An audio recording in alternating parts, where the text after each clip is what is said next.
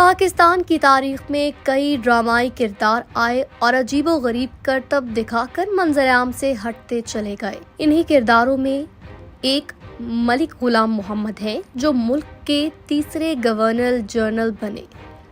ملک غلام محمد بلند فشار خون کے عارضے میں مبتلا تھے۔ اپنی حکمرانی کے دور میں انہیں فالج ہو گیا تھا اور لقوے کی وجہ سے ان کی قوت گویائی بھی شدید متاثر رہی۔ گورنر جنرل ہوتے ہوئے بھی ان کا یہ حال تھا کہ جو بات کہتے تھے وہ بیشتر لوگوں کی سمجھ میں ہی نہیں آتی تھی۔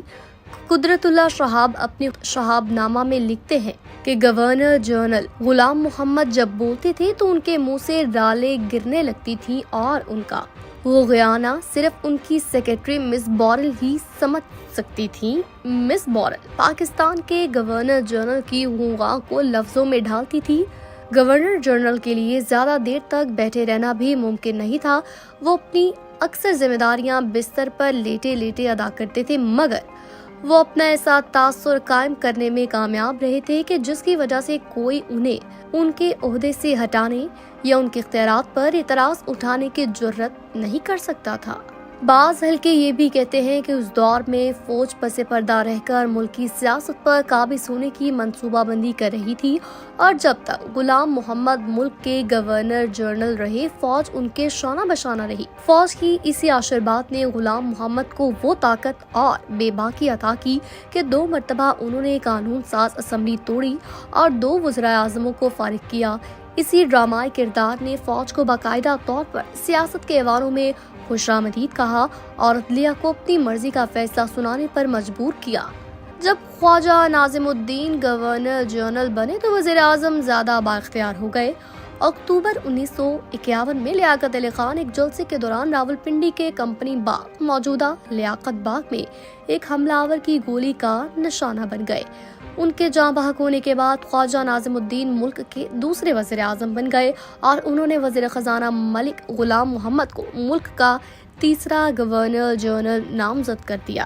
ملک غلام محمد ان دنوں خاصے بیمار رہتے تھے، انہیں بلند فشار خون کا عارضہ لاحق تھا۔ اس کے علاوہ فالج اور لقوے کی وجہ سے وہ ٹھیک طرح سے بول نہیں پاتے تھے۔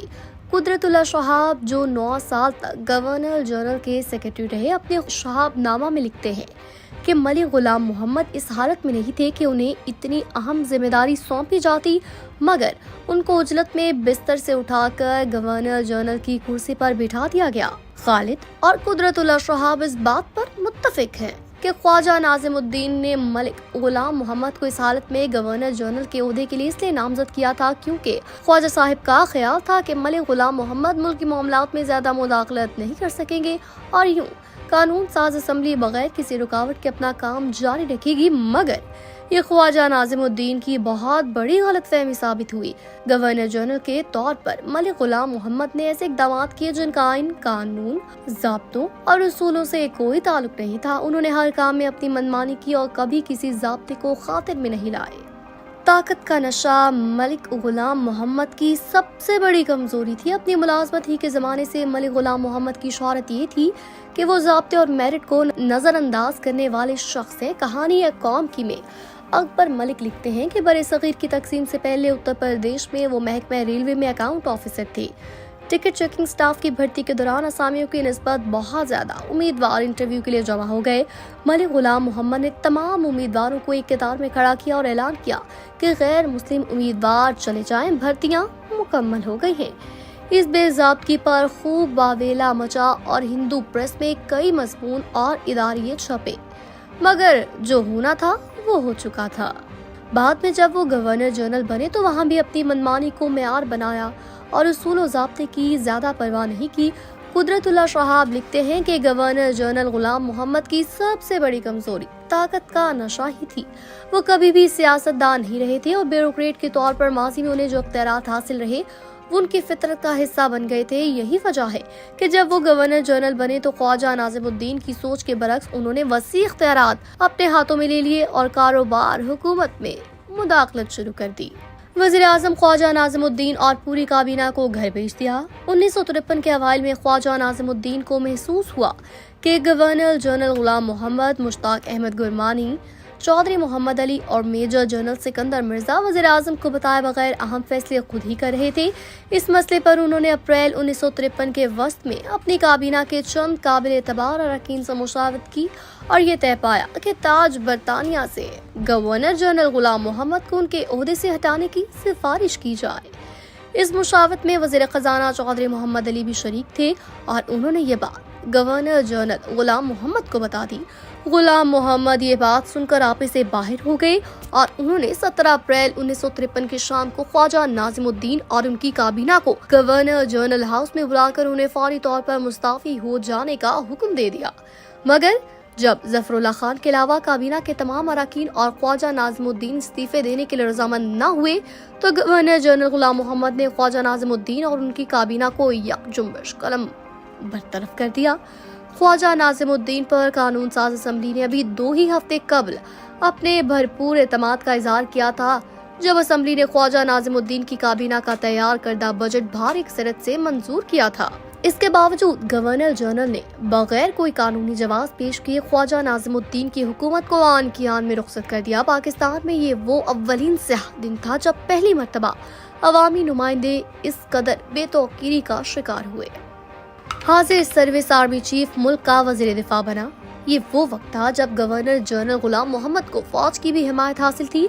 पाकिस्तानी फौज के commander in chief general Ayub Khan उनके साथ थे और उन्हें हुकूमत को रुखसत करने का फैसला अयूब खान की मुआवनत से ही किया था। इस बात का सबूत आगे चलकर एक और दिलचस्प मंजरनामे की सूरत में मिला, जब रातों रात अमेरिका में पाकिस्तान के सफीर मोहम्मद अली बोगरा को वापस बुलाकर पाकिस्तान का वजीर आज़म बना दिया गया और जनरल अयूब खान ने वजीर दिफा के तौर पर हलफ उठाया। ये पहली मर्तबा था कि मुल्की फौज का सरबराह फौजी वर्दी में काबीना के इजलास में बतौर वजीर दिफा शामिल हुआ। अगरचा पाकिस्तानी फौज मुल्की सियासी मामलात में शुरू ही से दखल अंदाजी करती थी और मजीद इख्तियारात और ताकत हथियाने के लिए सरगर्म थी, मगर जब पाकिस्तानी अफवाज के commander in chief general Ayub Khan वजीर दिफा बनकर काबीना में शामिल हो गए तो पहली मर्तबा फौज बाज़ाब्ता तौर पर सियासी ताकत की शराकतदार बन गई। 1954 में मेजर जनरल सिकंदर मिर्जा को मशरकी बंगाल का गवर्नर बनाया गया और 1956 में वो मुल्क के पहले सदर बन गए। जनरल अयूब खान ने 1958 में मुल्क में पहला मार्शल लॉ नाफिज किया। यूं मलिक गुलाम मोहम्मद ने पाकिस्तानी फौज को सियासी अमलदारी में नकब लगाने का ऐसा रास्ता दिखाया कि मुख्तसर से अरसे में फौज मुल्क के स्याह सफेद की मालिक बन बैठी। गवर्नर जनरल गुलाम मोहम्मद ने ही पहली मर्तबा अपनी हठधर्मी की वजह से मुल्क के अदालती निज़ाम को अपने इक़्तिदार के दुआम के लिए इस्तेमाल किया। नजरिया ज़रूरत को मलिक गुलाम मोहम्मद ही के ज़माने में मुतारिफ करवाया। ख्वाजा नाजिमुद्दीन की रुखसत के बाद मोहम्मद अली बोगरा मुल्क के तीसरे वज़ीर आज़म बनाए गए। कुछ अरसे तक वो गवर्नर जनरल की धौंस बर्दाश्त करते रहे, मगर फिर उन्होंने भी गवर्नर जनरल के असर से निकलने का फैसला किया।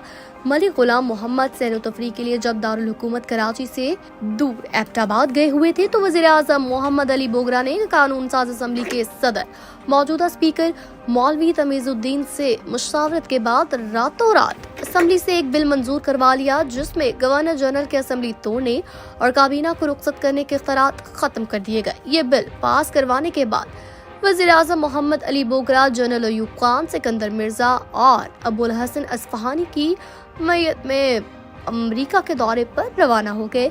गवर्नर जनरल जब सैर व तफरीह से वापस आए तो उन्हें सूरत हाल का अंदाजा हुआ। उन्होंने चौधरी मोहम्मद अली, मुश्ताक अहमद गुरमानी और सिकंदर मिर्जा को अपने साथ मिलाया और वज़ीर आज़म को पैगाम भेजा कि वो फौरी वतन वापस पहुंचे। 1954 में पहला आइन मंजूर होते होते रह गया।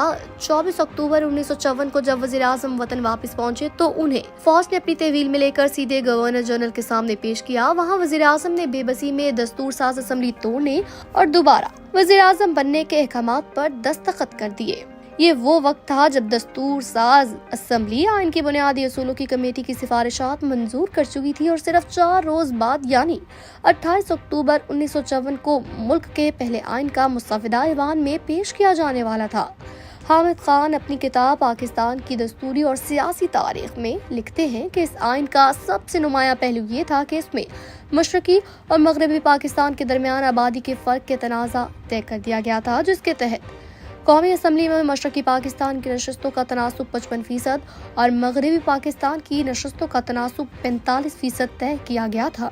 मंसूबे के मुताबिक आइनसाज असम्बली इसी बरस दिसंबर में इस दस्तूर के मुसव्विदे को हतमी शक्ल देकर इसकी मंजूरी का फैसला कर चुकी थी कि गुलाम मोहम्मद ने असम्बली को तहलील करके दस्तूर की मंजूरी का रास्ता बंद कर दिया। इस तरह मुल्क के दोनों हिस्सों के दरमियान पार्लियामान में नुमाइंदगी का मसला मुश्किल था, जो इस दस्तूर में हल कर दिया गया था। एक बार फिर बिगाड़ कर मशरक़ी पाकिस्तान के हक की नुमाइंदगी पर सवाल या निशान खड़ा कर दिया गया और वो सोचने पर मजबूर हो गए कि एस्टेब्लिशमेंट मशरक़ी पाकिस्तान के हक में हुक्मरानी को कभी कबूल नहीं करेगी। इस तरह इस फैसले ने अलहदगी का बीज बो दिया। दस्तूर साज असम्बली के सदर मौलवी तमीजुद्दीन ने गवर्नर जनरल के दस्तूर साज असम्बली को तोड़ने के इस फैसले को सिंध हाई कोर्ट में चैलेंज कर दिया। सिंध हाई कोर्ट ने अपने फैसले में गवर्नर जनरल गुलाम मोहम्मद के इकदाम को कलादम करार देते हुए दस्तूर साज असम्बली को बहाल कर दिया।